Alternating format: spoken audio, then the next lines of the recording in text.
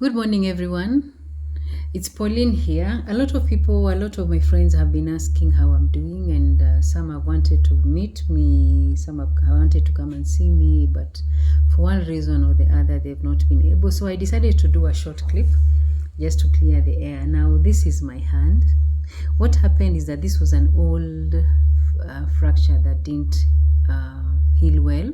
There was a malunion at the wrist. The ulnar and the radial bones did not uh, join in the right position. So if you had noticed my hand before this, you would have noticed that there was a protruding bone. Where was it? I think it was this side. Yeah, there was a bone that was protruding on this side, and then there was another swelling. There was another bone that was there was something. There was a swelling somewhere here.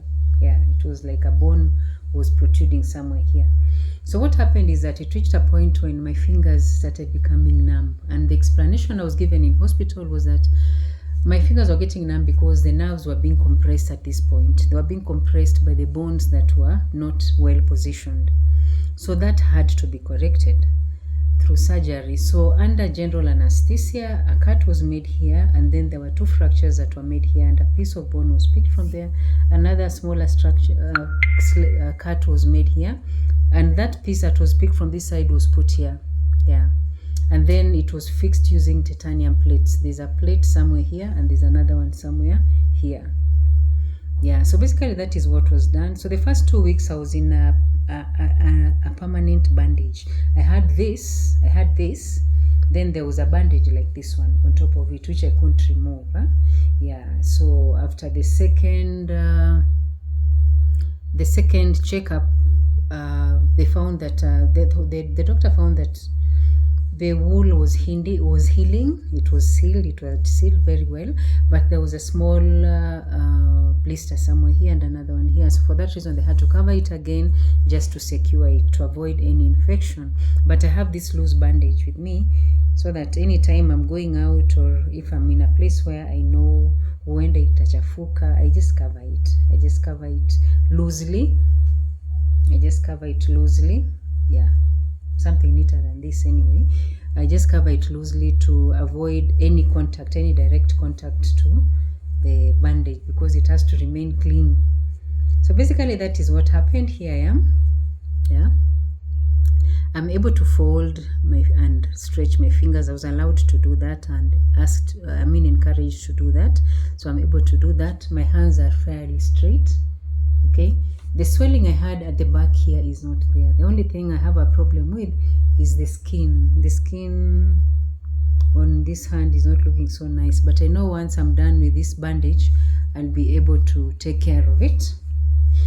Yeah, the only thing I'm not able to do is I'm not able to twist my wrist like this, and I was told not to try even. I'm not ready for that yet. If I try, I can't do the same. This side I have to move the whole hand. But I'm able to touch my fingers with the tip of my thumb. But I'm not able to do this. This finger, no, it cannot do that. It's a bit painful. Now day 3 to day 10 was so bad. They were so terrible. I had very bad pain, excruciating pain from somewhere here on my shoulder. The whole hand was so painful. In fact, I think I took an overdose of painkillers, which was very bad. And even when I went for the last checkup, I told the orthopedic that I had done that, and she wasn't amused. So right now I'm trying to avoid any painkillers, and the pain has also subsided a lot.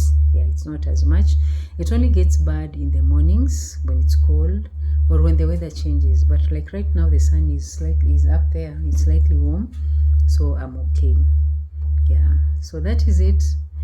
I know very soon I'll be able to. I'm hoping that in the next checkup, they should be able to remove the bandage totally. I want to believe the blisters will be dry, so they'll be able to remove the bandage totally and leave it open, so that now my hand is free. I just need that hand to be free. Yeah, I'm happy they didn't put a cast on me. The reason why they didn't put a cast is the plates. When you have the plates, you don't really need to have the casts.